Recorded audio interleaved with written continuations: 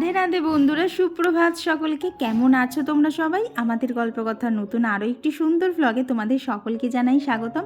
আশা করছি সকলে খুব ভালো আছো, সুস্থ আছো, আর আমরাও বেশ ভালো আছি। আর আজকের দিনটা অর্থাৎ আজকে হচ্ছে শনিবার, তার সাথে সাথে আজকে ভ্যালেন্টাইন্স ডে। তো আজকের দিনটা কে কিভাবে কাটিয়েছে অবশ্যই জানিও। যদিও বিয়ের পর আর এইসব ভ্যালেন্টাইন ডের বলতে আলাদা করে কিছু থাকে না, ওই সব কিছুই একঘেয়েই লাগে। তবুও বলবো এইসবের মাঝখানে কে সামান্যতর হলেও কে কী সেলিব্রেশন করেছে অবশ্যই জানিও। আর আমি কি সেলিব্রেশন করেছিলাম সেটা তো শর্টসের মাধ্যমে তোমাদের সাথে শেয়ার করেছি, তো তার জন্যে সেই শর্টসটাই লং ভিডিওতেও অ্যাটাচ করে দিয়েছি। তো যারা যারা দেখোনি একটুখানি দেখে নিও যে আমি কতটা মনোযোগ সহকারে সারপ্রাইজ দেওয়ার চেষ্টা করেছিলাম, কিন্তু কিছুই লাভ হয়নি। সেই দিনের শেষে যাকে তাই হয়ে গেছিলো। তো সকালবেলা তাড়াতাড়ি আজকে উঠে পড়েছি। কখন বলো তো, মানে সূর্যও ঠিকঠাক ওঠেনি তখনই আমি উঠে পড়েছি, যেহেতু কৌশিক ঘুম থেকে ওঠার আগেই ওকে সারপ্রাইজটা দেবো, তো সেই জন্য তাড়াতাড়ি উঠে ফ্রেশ হয়ে, আর আজকে না শ্যাম্পু করবো, তো সেই জন্য মাথায় একটু হেয়ার টনিকটা অ্যাপ্লাই করেও নিয়েছি। খুব একটা বেশি জানো তো দেইনি, অল্প করেই দিয়েছি, কারণ এটা না শীতকালে দিলে আমার ঠান্ডা ঠান্ডা লেগে যায়, তো একদম অল্প করে দিয়েছি। আর এই হচ্ছে আমার হেয়ার টনিক। তোমরা অনেকেই লিঙ্ক চাও, অনেকেই জানতে চাও কী নাম, তো এখানে তো তোমাদেরকে দেখিয়েই দিলাম, আর লিঙ্কটা আমি ডিসক্রিপশন বক্সে দিয়ে দেবো, তোমরা কিনে দেখতে পারো, আশা করছি তোমাদেরও উপকার হবে। তো তারপর চলে এসেছিলাম ছাদে। তো ছাদে এসেই আজকে তো তিনখানা পায়রার দেখাও পেয়ে গেছি, আর দেখো মাত্র সূর্যটা উঠেছে, কি দারুণ দেখতে লাগছে।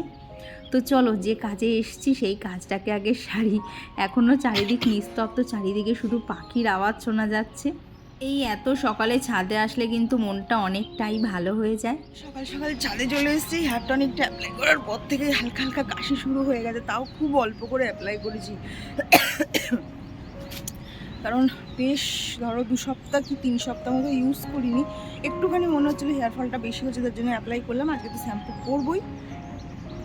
তো এখন ছাদে এসেছি একটা কারণে, সেটা হচ্ছে আজকে হচ্ছে ভ্যালেন্টাইন ডে। তো দেখি কৌশিককে কি দেওয়া যায়, মানে সেরকম কিছু না, জাস্ট ওকে একটু সারপ্রাইজ দেওয়াবো। আসলে ও এখনও ঘুম থেকে ওঠেনি, ছাদে তো অনেক গোলাপ ফুল ফোটে, তো সেখান থেকেই একটা বাঁচতে এসেছি কোনটা নেওয়া যায়। তো দেখি ওকে সারপ্রাইজটা দিই, দেখি ও কীরকম এক্সাইটেড হয়। এছাড়া এখনও ঘুমোচ্ছে, ওই জন্যই আমি তাড়াতাড়ি করে ছাদে এসেছি যে ওকে ঘুমের থেকে ডেকে সারপ্রাইজ দেবো। দাঁড়া, একটা ফুল এখান থেকে বেছে বসে তুলি, কারণ না যে কটা গোলাপ ফুল গাছে এখন ফুটে আছে সেগুলো না মানে পুরোপুরি ফুটে গেছে, অনেকগুলো আর কি তুলতে গেলে পাপড়ি ঝরে যাবে। তো একটা বেছে বুছে তুলি, তারপর দেখাচ্ছি। তো অনেক শখ করে নিজের হাতে লাগানো গাছে তাকে যত্ন করে বাড়ানো সেই গাছ থেকে একটা গোলাপ ফুল সুন্দর দেখে তুললাম, আর মানে একটা ক্যাডবেরিও সাথে নিয়েছিলাম। কিন্তু যতটা ভেবেছিলাম কৌশিক রিয়াকশান দেবে অতটা রিয়াকশান দিল না। মানে হাতের কাছে দিয়েছি, হাতে ধরতে হবে, তাই একটুখানি ধরলো। ধরার পর মানুষ যে একটুখানি কিছু একটু হাসো বা কিছু একটা থ্যাংক ইউ তো বলো, সেসব কিচ্ছু না। দেখো চুপচাপ পাশে রেখে আবার পাশ ফিরে ঘুমিয়ে বললো তুমি যাও, আমি একটুখানি বাদে উঠছি। এই হচ্ছে বিয়ের পর ভ্যালেন্টাইন্স ডে।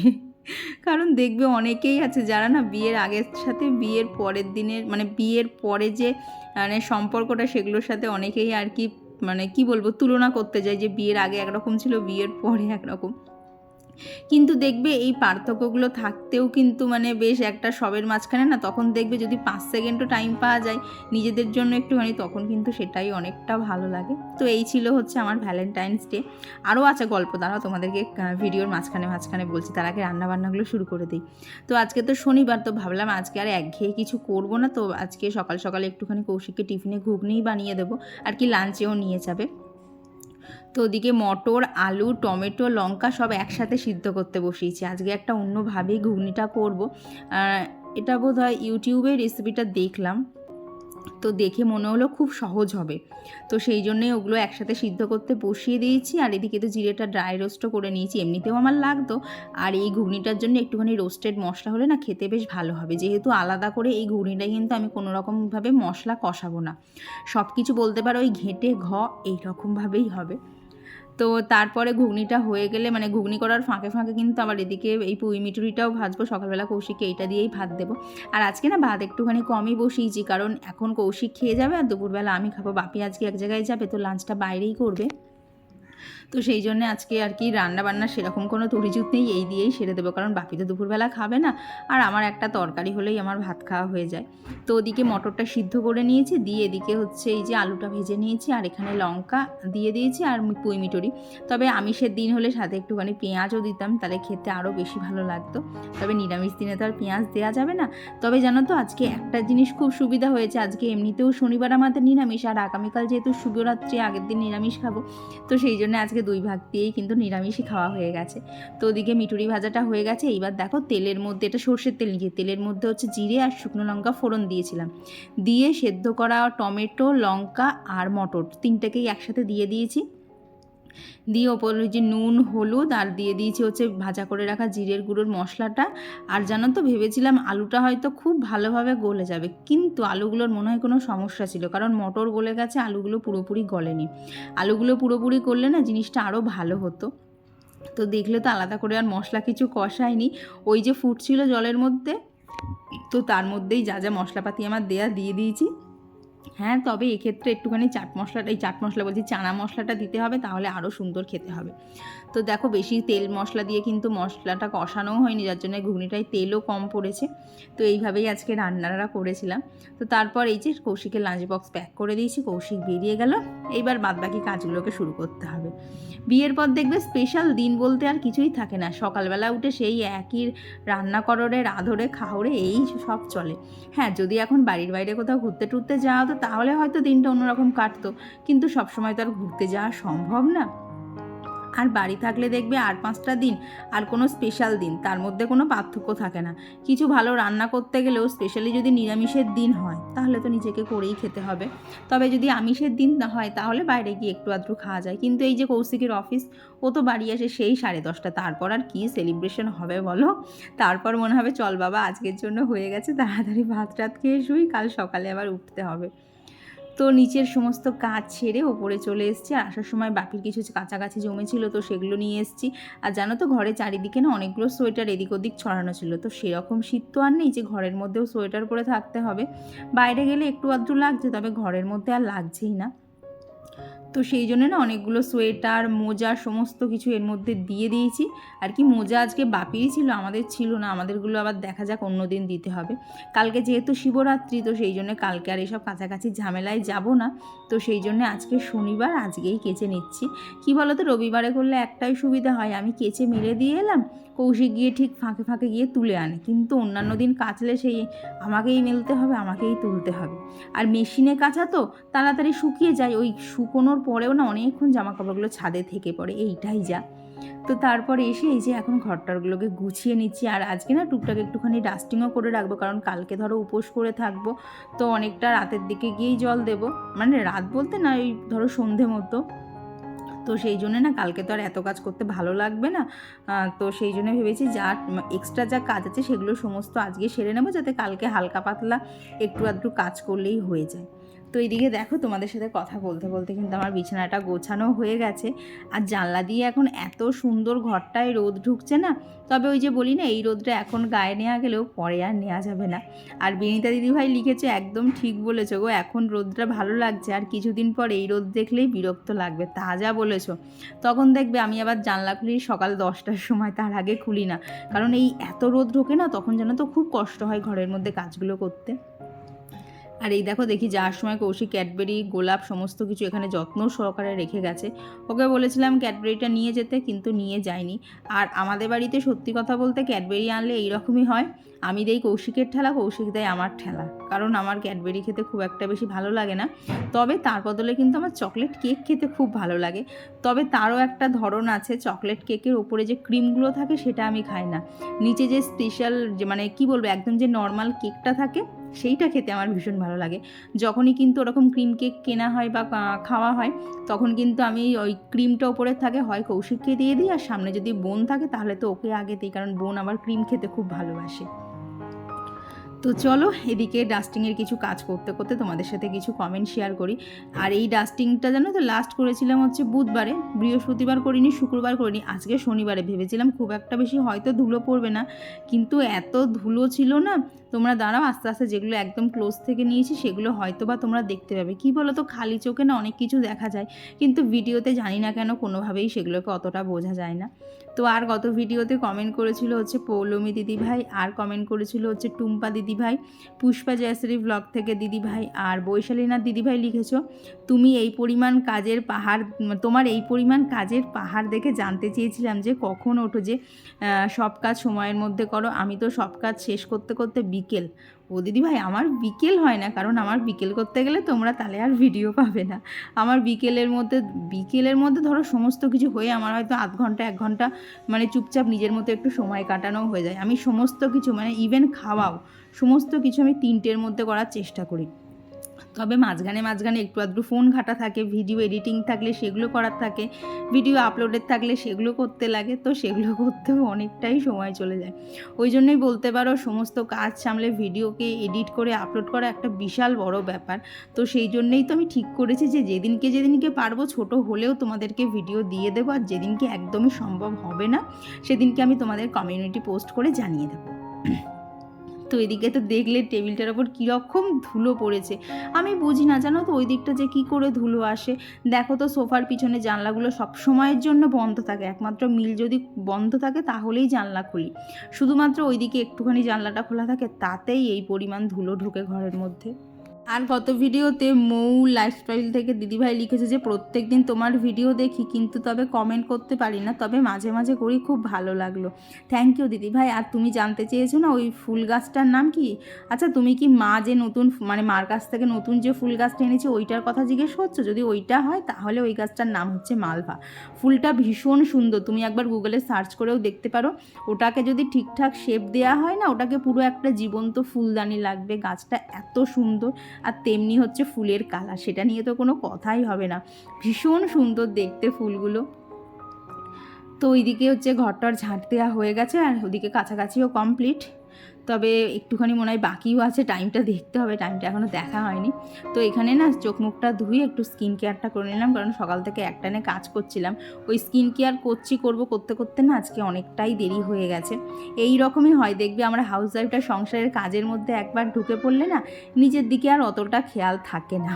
তো যাই হোক, 5 মিনিটের মধ্যে সমস্ত কিছু সেরে নিয়েছি, আর এদিকে এসে দেখি একদম মানে হয়েই গেছে, ওই লাস্ট ঘোড়াটা একটুখানি ঘুরছে, তো দেখলাম এরও ওপরে হালকা হালকা ধুলো পড়েছে, তাও বলো এটাকে তো পুরো সবসময় কভার দিয়ে ঢাকা থাকে। মানে এই বাড়ির পাশে মিল হলে যে কী সমস্যা সেটা যাদের আছে তারাই জানে, প্লাস যাদের একদম রাস্তার ধারে বাড়ি, উফ, ধুলো পরিষ্কার করে করে আর পারা যাবে না। তো চলো, এখন অনেক কাছাকাছি হয়ে গেছে, সেগুলো এক এক করে সমস্ত কিছু নিয়ে ছাদে যায়, সেগুলো মেলা তোলা, এখনও অনেক কাজ আছে। তো আর গত ভিডিওতে কমেন্ট করেছিল হচ্ছে রাখি দিদিভাই, তো দিদিভাই লিখেছে খুব সুন্দর হয়েছে ভিডিওটা, থ্যাংক ইউ দিদি। আর সুমনা বিশ্বাস আইডি থেকে দিদিভাই কমেন্ট করেছো সজনেটা না আমারও খুব ভালো লাগে, তোমার শোকেসের ওপর যে ফটোটা আছে সেটা একবার দেখিও। আচ্ছা, শোকেস বলতে কি ওয়ার্ড্রপটা বলছো? তাহলে এই আজকের ভিডিওর কমেন্টে দেখিয়ে দিও, তাহলে আমি নেক্সট ভিডিওতে কাছ থেকে দেখাবো। আসলে ওয়ার্ড্রপের ওপরের দিকে যে ফটোটা আছে ওটা হচ্ছে আমাদের এঙ্গেজমেন্টের আর কি, যেটা আর রিং সেরিমানি বলে, তো সেইটারই ফটো, তখন কৌশিকের মা বেঁচে ছিলেন। তো যদি সেটা হয় তাহলে কমেন্টে জানি, আমি পরের ভিডিওতে একদম কাছ থেকে দেখিয়ে দেবো। তখনকারের ফটোটা দেখলে বুঝতে পারবে আমাকে আর কৌশিককেও কীরকম দেখতে ছিল। আর ওটা প্রায় ধরো 2020-তে আমাদের এনগেজমেন্ট হয়েছিল, তো ওটা 2020-র ছবি, যথারীতি বুঝতেই পারছো 6 বছর আগের মানুষগুলোকে দেখতে অনেকটাই অন্যরকম ছিল। তো যদি সেই ফটোটা হয় তুমি কমেন্ট করে জানি, আমি পরের ভিডিওতে দেখিয়ে দেবো। আর কমেন্ট করেছিল হচ্ছে জয়রিদি আইডি থেকে দিদিভাই, তো দিদিভাই লিখেছে অনেক সুন্দর লাগছে রাধারানীকে, থ্যাংক ইউ গো। আমারও জানো তো রাধারানীকে সাজাতে খুব ভালো লাগে, গোপালকেও সাজাতে ভালো লাগে, কিন্তু গোপালকে না বেশি সাজালে আর দেখা যায় না। তবে রাধারানী যেহেতু একটু সাইজে বড় আছে, তাই রাধারানীকে সাজালে কিন্তু ভীষণ সুন্দর লাগে দেখতে। আর আমার গত ভিডিওতে রিমি দিদিভাই কমেন্ট করেছো যে তোমার ব্লগ খুব ভালো লাগে, একটা কথা জানার ছিল, তোমার রুমে যে টিভিটা আছে ওটা কোন কোম্পানির? আসলে আমরা রুমে একটা টিভি নেব, তাই তো আমাদের রুমে যে টিভিটা আছে ওটা হচ্ছে সনি ব্রাভিয়া। তো তুমি তো টিভি নেবে নতুন, তো বলবো হয় স্যামসাং নাও, না হলে সনি নাও, অন্য কিছুর ধরো বলতে পারো এই দুটোর কোম্পানির টিভির দাম না একটুখানি বেশি, তবে সাউন্ড কোয়ালিটি কিন্তু ভীষণ ভালো। স্পেশালি যদি সনি নাও তাহলে তো মানে নেওয়ার পরে বুঝতে পারবে, তুমি যখন শোরুমে যাবে তখন তোমাকে পাশাপাশি স্যামসাং আর হচ্ছে সনিটা দেখবে চালিয়ে দেখাবে, মানে শোনাবে, এত সুন্দর সনির সাউন্ড কোয়ালিটি। এখন তো মানে এরকম বড় টিভি তো মিনিমাম 20,000-এর মধ্যে হয়েও যায়। তবে বলবো দিদিভাই একটুখানি চেপে চুপে হলেও একটু মানে এই সনি বা স্যামসাংটাকেই চুজ করো, কারণ সাউন্ড কোয়ালিটি ভীষণ ভালো। তো আর গত ভিডিওতে কমেন্ট করেছিল পিয়ালি দাস দিদিভাই, তো দিদিভাই লিখেছে যে তোমার বাড়ির হাউস ট্যুর দেবে। হ্যাঁ দেবো একদিন। তো এইদিকে দেখো নিচে চলে এসেছি, এসে এই যে সকালে ঘুগনি বানিয়েছিলাম, ঘুগনি আর রুটি আমার তো ফেভারিট একটা কম্বিনেশান। তো যার জন্য নিচে এসে আর অপেক্ষা করিনি, আগে তাড়াতাড়ি খেয়ে নিয়েছি, কারণ ভালো জিনিস বেশিক্ষণ ফেলে রাখা যায় না। তো খেয়ে নিয়ে এইবার চলে এসেছি এদিকে রান্না। আর আজকে তো শনিবার, ফ্রিজে সেরকম কিছু নেইও, তো দেখলাম ফুলকপি অল্প ছিল। আর এদিকে হচ্ছে কৌশিককে গতকাল রাত্রেই পনির আনতে বলেছিলাম, তবে আজকে এই যে ফুলকপি পনির আর মটরশুঁটি দিয়ে কোনো গয়ঙ্গচ্ছ তরকারি করব না, আজকে একটুখানি রোস্ট মতো বানাবো। তো এইটাই প্ল্যানিংয়ে ছিল, কিন্তু রান্নাঘরে এসে দেখি আমি যেন এত খুঁজলাম কোথায় যে আমি চারমগজটা রেখেছি আমি খুঁজে পাইনি, যার জন্য এখানে না কাজু বাদামটা একটু বেশিই দিয়েছি। তো এখানে কাজু বাদাম, পোস্ত, কাঁচা লঙ্কা, চারমগজ থাকলে তো দেবে অবশ্যই, তো সেইটারই একটা পেস্ট বানিয়ে নিয়েছি। এইটাই হচ্ছে আজকে রান্নার মশলা। বললাম না রোস্ট করব, তো সেই জন্যে তো আর টমেটো দিতে লাগবে না, তো এইভাবেই আজকে করব। তো দেখো এদিকে আগে পনিরগুলোকে শুধুমাত্র নুন দিয়ে ভেজেছি আজকে, আর এতে কোনো হলুদ বা লঙ্কার গুঁড়ো অ্যাড করিনি। তো পনিরগুলো সামান্য নুন দিয়ে ভেজে নিয়েছি, আর ঠিক একইভাবে এবার ফুলকপিগুলোতেও অল্প করে নুন দিয়ে ভেজে নেব। আর কৌশিক যেহেতু একদম ওই সাদা সাদা তরকারি খেতে চাইবে না, তো সেই জন্য না এর মধ্যে একটুখানি ভাবলাম লঙ্কার গুঁড়ো দেই, তাহলে একটু কালারটা লালচে লালচে চলে আসবে। তবে এতে কিন্তু আমি কোনো প্রকার হলুদ এখনও অবধি অ্যাড করিনি। তো এখানে দেখো ফুলকপিগুলো ভালো করে ভেজে নিয়েছি, দিয়ে তেলের মধ্যে হচ্ছে গোটা গরম মশলা, শুকনো লঙ্কাটা ফোড়ন দিয়েছিলাম, দিয়ে যে মশলাটা বানালাম, তো সেই বাদাম বাটার মশলাটা এখানে দিয়েছি, দিয়ে আরও একটুখানি লঙ্কার গুঁড়ো, আর দিয়েছি হচ্ছে নুন। আর নুনটা দেওয়ার পরেও দেখি জানো তো কালারটা না সেই সাদা সাদাই থেকে যাচ্ছে, তো একদম বলতে পারো 1 চিমটি মতো হলুদ দিয়েছিলাম। দিয়ে তার মধ্যে ফুলকপিগুলো দিয়ে নাড়াচাড়া করতে করতে এর মধ্যেই দিয়ে দিলাম হচ্ছে মটরশুঁটি, আর সেটা দিয়েও ভালোভাবে কষিয়ে নিয়ে হচ্ছে পরিমাণ মতো একটুখানি জল দিয়ে দিয়েছি। দিয়ে ভালোভাবে যেই একটুখানি আর কি ফুটে উঠেছে, ওপর থেকে দিয়ে দিলাম হচ্ছে একটু ফ্যাটানো টক দই চিনি দিয়ে। ব্যাস, এখানে আর কিচ্ছু লাগবে না। হ্যাঁ, একটুখানি কসুরি মেথি, এটা অপশনাল, দিলে দিতেও পারো নাও দিতে পারো। দিয়ে সমস্ত কিছু দিয়ে ফুটে উঠলে এই যে পনির দিয়ে এখানে বসিয়ে দিয়েছি, এখন মিনিট 10 মতো ফুটবে, তারপরেই একদম পনিরের রোস্টটা রেডি হয়ে যাবে। তবে চারমগজটা থাকলে না আরও সুন্দর খেতে হতো, কিন্তু কি করা যাবে, আমি আর সেদিনকে খুঁজে পাইনি।